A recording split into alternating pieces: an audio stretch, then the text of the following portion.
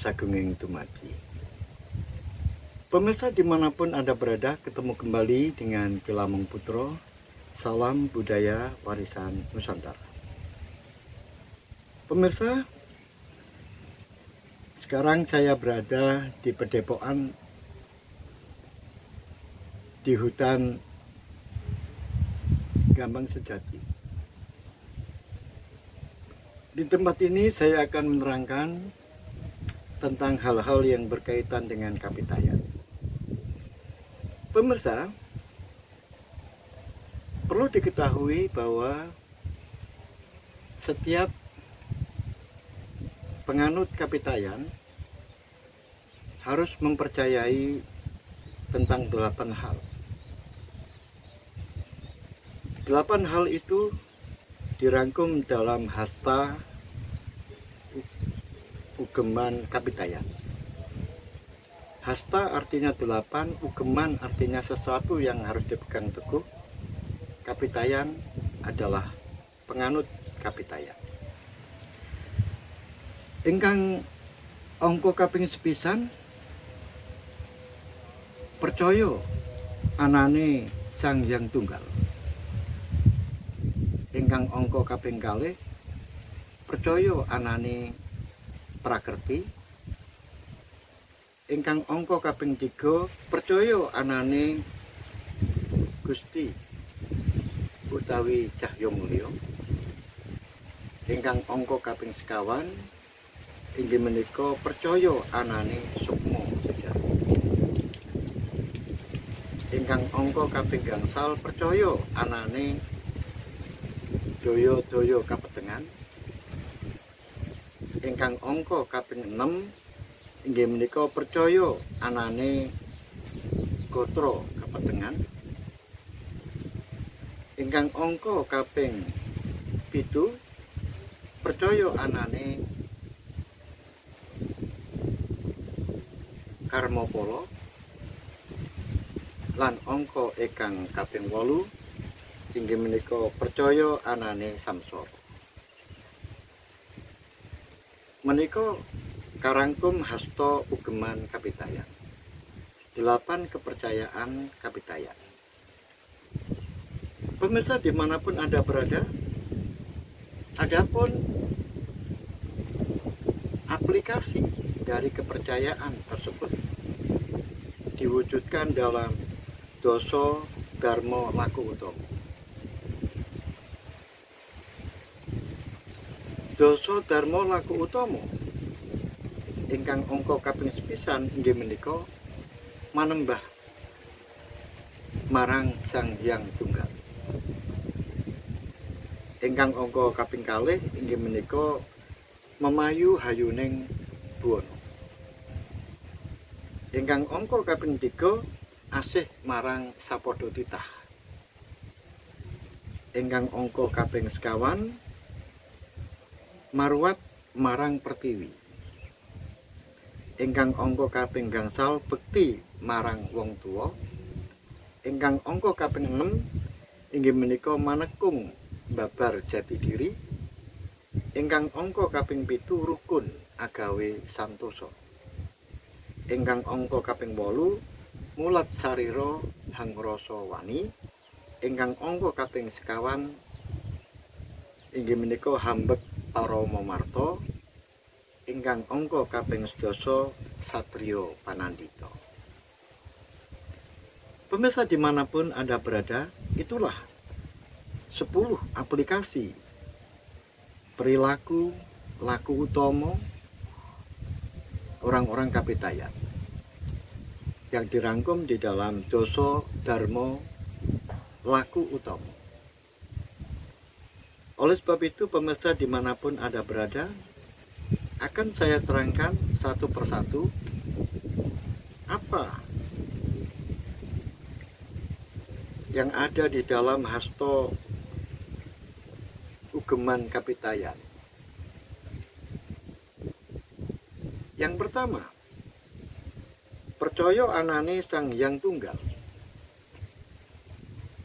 Percaya anane Sang Hyang Tunggal di sini dimaksudkan adalah kita percaya bahwa ada kekuatan tunggal sebagai sang pencipta alam semesta. Dia adalah ono ning ora ono, ora ono ning ono.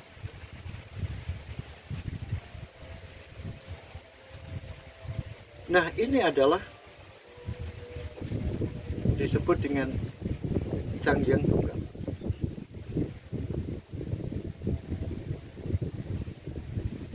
Karena adanya Sang Hyang Tunggal, adanya cahaya asal atau cahyo asal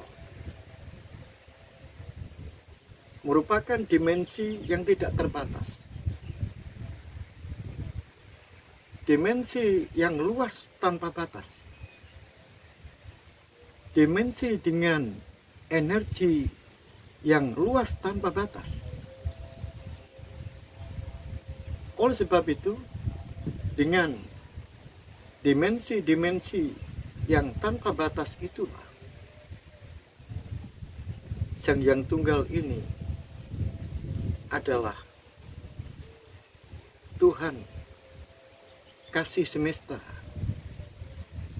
Tuhan yang memiliki kasih murni,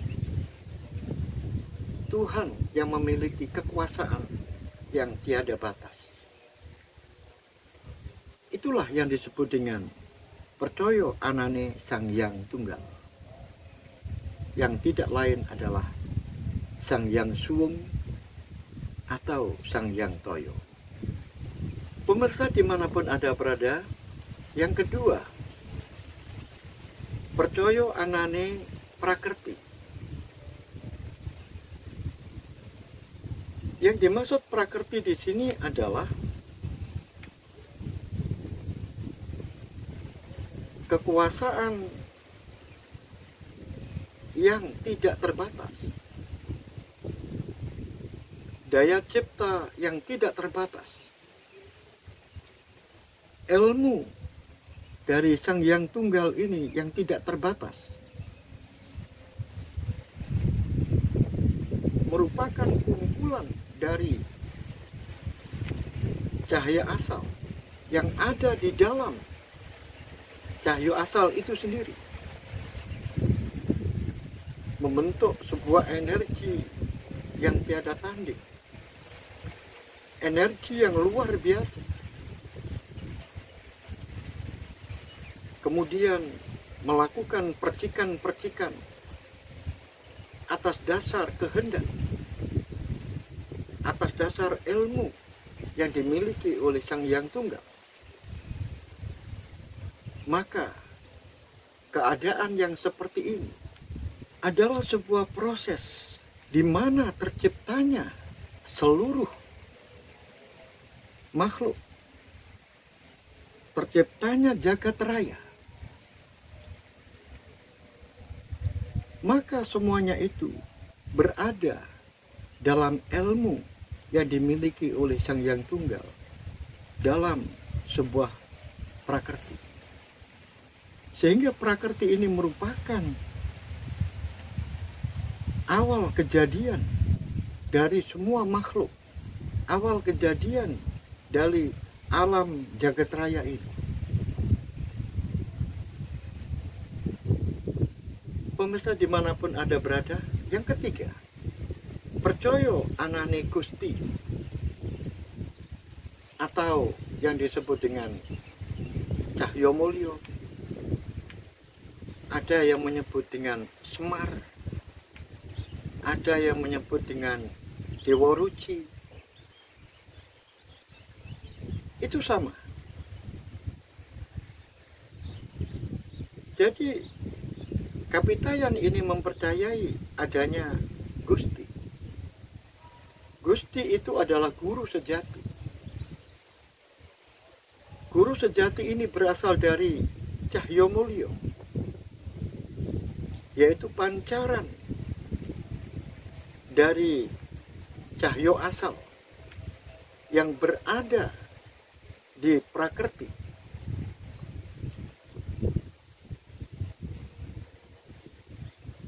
setelah terjadinya proses di prakerti, maka Gusti atau Cahyo Mulyo ini membentuk maya, membentuk ilusi, dan akhirnya mewujud. Itulah yang disebut dengan Gusti atau yang disebut dengan Cahyo Mulyo. Kemudian yang kelima adalah percaya anane doyo kapetengan. Yang dimaksud dengan doyo kapetengan di sini adalah kekuatan alam jagat raya ini, kekuatan semesta yang bekerja secara otomatis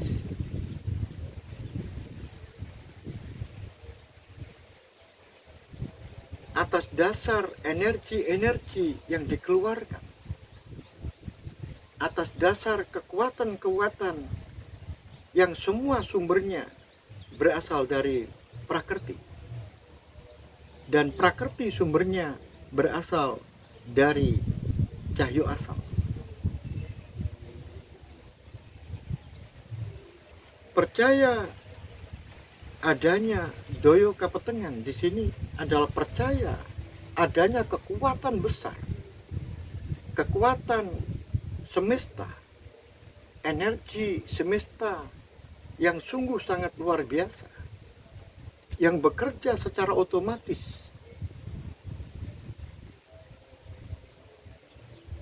yang tidak nampak, tidak bisa dilihat dengan mata, tetapi pengaruhnya nyata dalam kehidupan. Setelah terbentuknya alam jagat raya, maka alam jagat raya ini memiliki daya-daya yang tidak nampak, karena efek dari ciptaan satu dengan ciptaan yang lain, karena efek dari gotro satu dengan gotro yang lain, akhirnya menimbulkan efek. Nah, efek-efek ini merupakan energi besar. Misalnya setelah diciptakannya bumi, kemudian diciptakannya matahari, maka menimbulkan efek. Ada daya tarik menarik antara matahari dan bumi. Bumi juga mempertahankan, tidak mau ditarik. Tetapi akhirnya terjadilah perputaran bumi mengitari matahari, dan bumi juga berputar di porosnya sendiri. Dan demikian juga kerja dari planet-planet yang lain. Demikian juga kerja dari galaksi-galaksi yang lain. Ini merupakan kekuatan jagat raya. Inilah yang disebut dengan doyo kapetengan. Pemirsa dimanapun Anda berada, kepercayaan orang-orang Kapitayan, di samping percaya adanya doyo kapetengan, juga kepercayaan yang keenam adalah percaya anane gotro kapetengan. Yang tadi adalah doyo kapetengan, kemudian berikutnya adalah gotro kapetengan. Gotro itu adalah benda, ciptaan. Nah, setiap benda ciptaan, masyarakat Jawa, leluhur kita, percaya bahwa di samping ada yang bisa dilihat, diraba, ada bentuknya, Ini adalah gotro. Gotro yang demikian ini disebut dengan gotro lumrah, yaitu benda yang dapat dilihat, diraba dengan panca indera, bisa didengar suaranya. Itu semuanya adalah gotro lumrah. Nah, di balik gotro lumrah ini ada gotro kepetengan. Apa itu? Gotro kepetengan ini adalah kekuatan-kekuatan, energi yang dipancarkan, yang dimiliki oleh gotro lumrah itu, yang tidak bisa dilihat, tidak bisa diraba, dan tidak bisa disaksikan dengan panca indera. Itulah yang disebut dengan gotro kepetengan. Nah, gotro kepetengan ini juga setiap gotro lumrah ini juga memiliki yang disebut dengan gotro kepetengan duro, gotro kepetengan sembodo. Artinya, setiap gotro kepetengan atau setiap kekuatan gaib, kekuatan yang tidak bisa dilihat di benda itu ada yang positif, ada yang negatif. Ada yang sembodo, positif, ada yang duro, yang negatif. Ini adalah setiap gotro kepetengan. Dan gotro lumrah adalah benda yang bisa dilihat, bisa diraba, bisa didengar suaranya, bisa disaksikan bentuknya. Itu merupakan wujud, merupakan raga, merupakan jasad. Nah, setiap jasad, setiap tubuh, setiap benda ini memiliki kekuatan. Ini diartikan oleh orang-orang barat yang menyelidiki tentang hal ini, disebut dinamisme. Sedangkan gotro kepetengan, yaitu kekuatan-kekuatan di balik gotro lumrah ini, disebut dengan animisme. Kemudian mereka berpendapat keliru bahwa nenek moyang kita disangkanya menyembah dinamisme dan menyembah animisme. Itu bukan menyembah, tapi itu namanya marwat. Meruat. Meruat itu adalah pemberian, penghormatan, penghargaan. Karena nenek moyang kita percaya mereka mempunyai kekuatan. Dan ada kekuatan yang lebih besar. Karena doyo kapetengan dengan gotro kapetengan ini sangat erat hubungannya. Gotro kapetengan ini merupakan bagian kecil dari doyo kapetengan, yaitu kekuatan alam semesta, energi semesta. Nah, oleh nenek moyang kita yang ada di sekitar harus diruat. Dalam arti diruat itu adalah diperingati. Dalam arti mereka itu diberitahu. Sehingga doyo-doyo kapetengan dan gotro-gotro kapetengan ini akhirnya bersahabat dengan kita. Itu maksudnya. Pemirsa dimanapun Anda berada, itulah yang disebut dengan gotro kapetengan. Sedangkan kepercayaan yang ketujuh, yaitu percaya anane karma polo. Pemirsa, karma dan polo. Karma ini adalah tindakan, perilaku. Polo adalah pahala. Jadi ada tindakan-tindakan, ada kelakuan, ada perilaku, dan di sini ada pahala. Nah, oleh sebab itu, karena di dalam doyo kapetengan, kekuatan semesta ini berlaku hukum alam, berlaku sebab dan akibat. Maka karma polo ini adalah hukum sebab akibat, yang mana seseorang apabila menanam, dia akan memanen.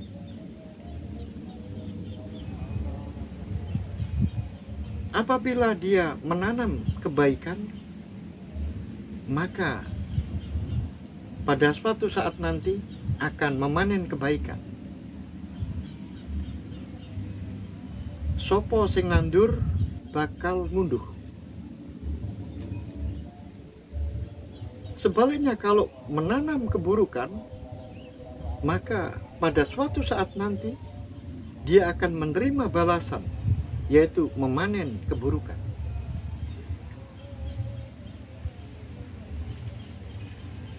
Itu adalah karma polo, yaitu hukum sebab akibat, hukum pembalasan.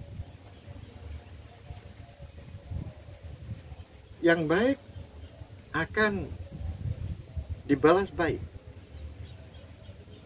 yang buruk akan menerima akibatnya, yaitu akan mengalami keburukan, akan menerima keburukan.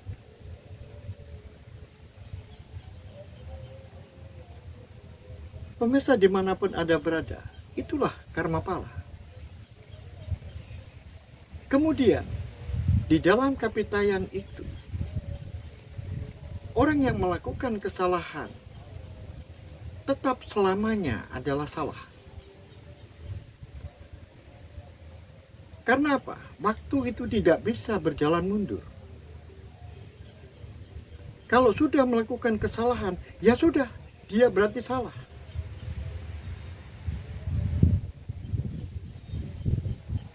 Dan dia akan menerima karma, pasti akan menerima karma. Jadi tidak ada penembusan dosa, tidak ada pertobatan. Kalau salah, ya dicatat salah. Karena ini adalah hukum alam, tidak bisa diulang.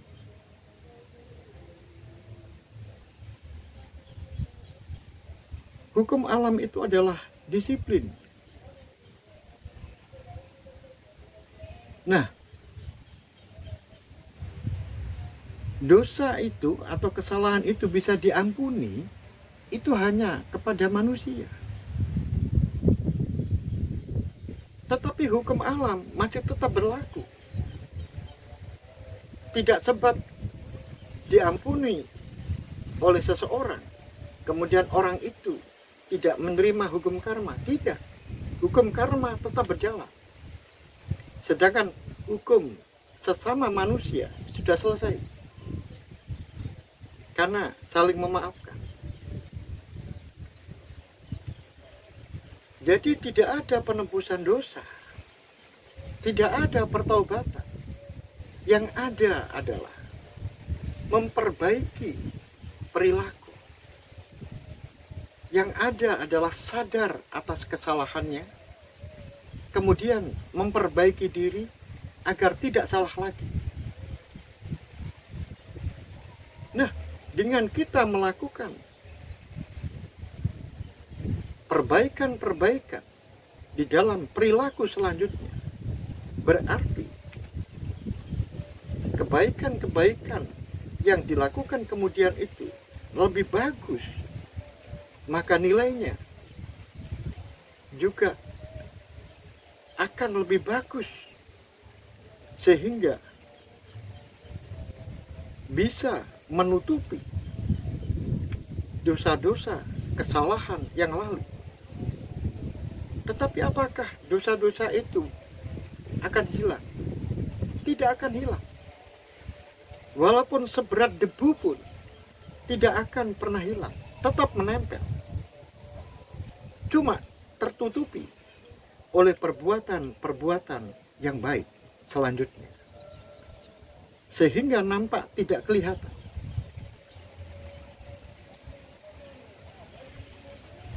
Pemirsa dimanapun Anda berada, kepercayaan yang ke-8 adalah percaya anane samsara. Percaya anane samsara, percaya adanya samsara.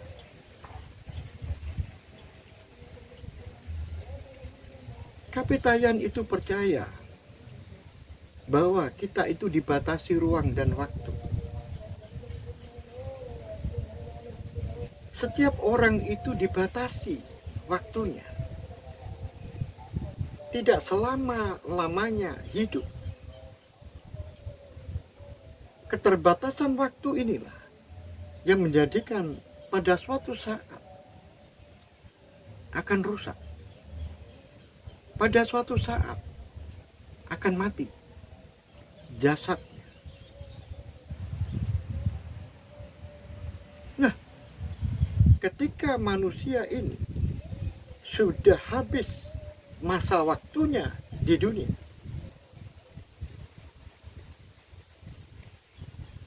maka barang asal dikembalikan ke asalnya. Kalau manusia berasal dari tanah, kembalikan ke tanah. Ada yang percaya bahwa manusia berasal dari api, maka bakarlah. Itu semuanya adalah barang asal, balik yang asal. Raga. Raga ini barang kasar. Maka ada yang dikembalikan ke bumi. Akhirnya ada istilah dikebumikan. Kemudian ada yang dibakar, kemudian abunya ditaruh di candi. Akhirnya ada istilah dicandikan. Itu semuanya adalah barang asal, balik marang asal. Nah, itu jasadnya. Bagaimana dengan sukmanya? Sukma sejati. Sukma sejati ini akan dikembalikan, ditarik pulang ke rumahnya. Jadi samsara di sini, karena manusia ini sudah habis masa waktunya, sudah habis masa baktinya, maka dia dipulangkan. Dia dipulangkan untuk menuju rumah sejatinya.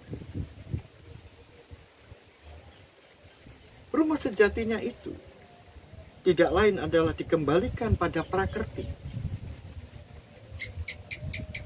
Nah, kemudian di tempat itu,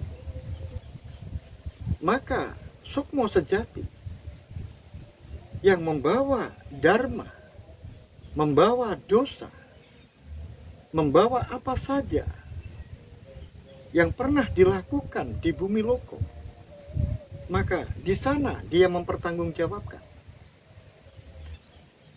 Maka di tempat itulah ada penempaan segala dosa kesalahan yang menempel pada sukma sejati harus dibersihkan.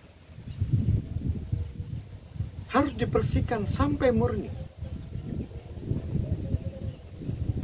Ibaratnya emas harus dikembalikan kemurniannya 100%, 24 karat. Nah, di dalam proses samsara ini, tentunya bagi mereka-mereka yang pulang dengan membawa segala amal kebaikan yang lebih banyak, berarti dosa-dosanya sedikit. Tentunya dosa-dosa yang menempel pada sukma sejati ini dengan cepat, dengan mudah dihilangkan. Tetapi sebaliknya, bagi orang-orang yang ketika di dunia ini banyak melakukan kesalahan-kesalahan, tentu saja dosa-dosa dan kesalahan dari orang ini menebal, sangat tebal. Tentu saja di dalam penghancuran kotoran-kotoran yang menempel pada sukma sejati ini, tentu saja dilakukan dengan keras dan juga cukup lama. Pengecoran, pemukulan, ini adalah untuk menghilangkan kotoran-kotoran, kemudian dimurnikan kembali seperti cahyo mulyo awal. Nah, setelah menjadi cahyo mulyo atau menjadi Gusti, maka cahyo mulyo Gusti inilah kemudian dinaikkan ke cahyo asal, dan dia ada di tempat sana untuk selamanya. Pemirsa dimanapun Anda berada, kemudian bagaimana dengan yang tidak dikembalikan bersatu dengan cahyo asal? Itu semuanya adalah berdasarkan ilmunya Sang Hyang Tunggal. Maka orang-orang yang tidak memenuhi persyaratan untuk bisa dinaikkan ke cahyo asal, maka dia diberikan kesempatan untuk dikembalikan ke bumi loko. Nah, peristiwa pengembalian untuk kehidupan berikutnya di bumi loko, itulah yang disebut dengan reinkarnasi. Sedangkan setelah pemurnian sukma sejati ini, dan kemudian dari sukma sejati ini kembali ke asalnya, yaitu cahyo mulyo, maka setelah menjadi cahyo mulyo yang asalnya dahulu, cahyo mulyo ini tidak ditempeli oleh apapun, tidak ditempeli oleh dosa, maka cahyo mulyo ini akhirnya dikembalikan ke cahyo asal, dan dia ada di sana untuk selama-lamanya. Itulah yang disebut dengan moksa. Pemirsa dimanapun Anda berada, itulah hasto ugeman kapitayan. Ada 8 kepercayaan yang harus diikuti dan harus dipegang teguh oleh penganut-penganut kapitayan. Supados boten kesupen, kula ambali malih hasto ugeman kapitayan ingkang angka kaping 9 inggih menika percaya anane Sang Hyang Tunggal. Ingkang angka kaping 2 percaya anane Prakerti. Ingkang angka kaping 3 percaya anane Gusti. Ingkang angka kaping 1 percaya anane sukma sejati. Ingkang angka kaping 3 percaya anane daya kapetengan. Ingkang angka kaping 6 percaya anane gotra kapetengan. Ingkang angka kaping 7 percaya anane karma pala. Ingkang angka kaping 8 percaya anane samsara. Demikian keterangan saya. Apabila ada kekurangan, saya mohon maaf yang sebesar-besarnya. Sampai ketemu kembali pada episode berikutnya. Saya akhiri, rahayu, rahayu, rahayu, rahayu sagunging dumadi.